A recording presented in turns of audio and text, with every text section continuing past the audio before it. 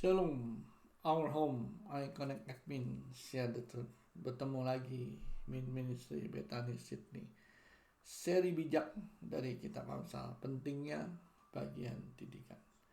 Setelah bagian pertama, kita mengetahui berbicara tentang pentingnya didikan. Maka bagian kedua lebih spesifik lagi, kita bicara tentang sikap yang mementingkan didikan dari Amsal pasal 2 ini. Yang pertama adalah sikap yang menerima firman dan jadikan perintah firman sebagai harta di dalam hidup kita.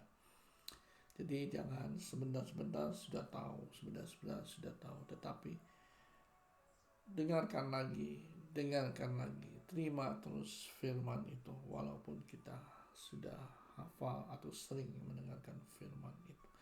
Yang kedua, telinga yang mau mendengarkan kata-kata bijaksana, mencenderungkan hati kepada kepandaian.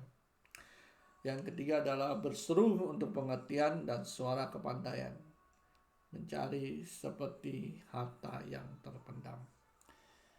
Jadi dalam kitab Amsal pasal 2 ayat 1-4 ada hal yang menarik, yaitu firman sebagai harta yang ada di dalam hidup kita. Bukan sebagai pedoman saja aturan-aturan hidup kita, tetapi sesuatu yang hidup. Kalau kita memang mau menang di dalam hidup Kristus yang diurapi, Kristus yang adalah juga firman Allah, mau tidak mau firman itu harus hidup dan firman itu harus ada di dalam hati kita. Bukan sekedar pedoman atau aturan hidup kekristenan kita. Yang kedua adalah kalau harta itu ada di dalam hidup kita, tentu kita juga ingin mendapatkan hikmat, pengertian, kepandaian seperti harta yang terpendam. Tapi kita harus mencarinya dengan rajin dan dengan bertekun.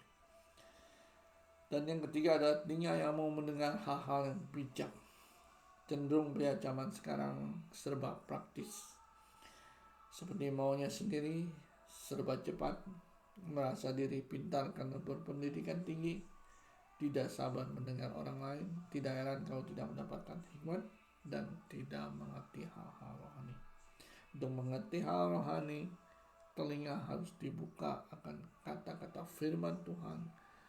Telinga harus dibuka kata-kata yang bijaksana, perumpamaan Tuhan Yesus, dan apa yang dikatakan firman kepada kita.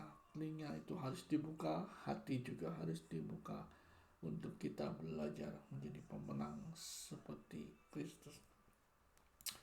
Jadi apa yang kita dapatkan dari melakukan hal yang di atas? Satu, pengertian tentang takut akan Tuhan, pengetahuan dari Tuhan, pengenalan akan Tuhan. Bukanlah hal yang mudah, yang hanya 1 menit kita langsung kenal Tuhan.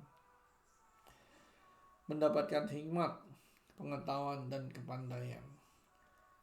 Adanya wisdom untuk kita sebagai orang-orang benar.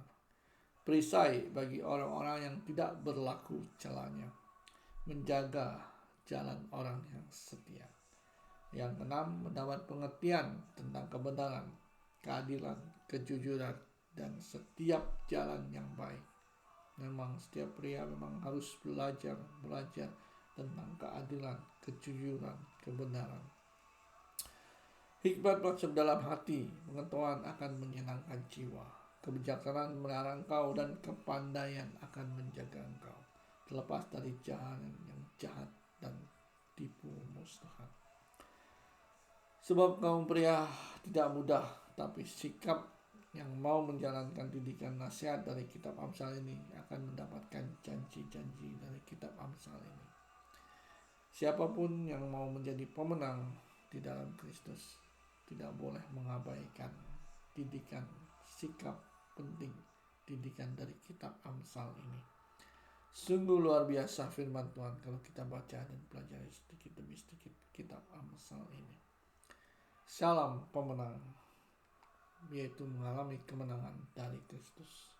Tuhan Yesus memberkati. I Connect Admin, share the truth.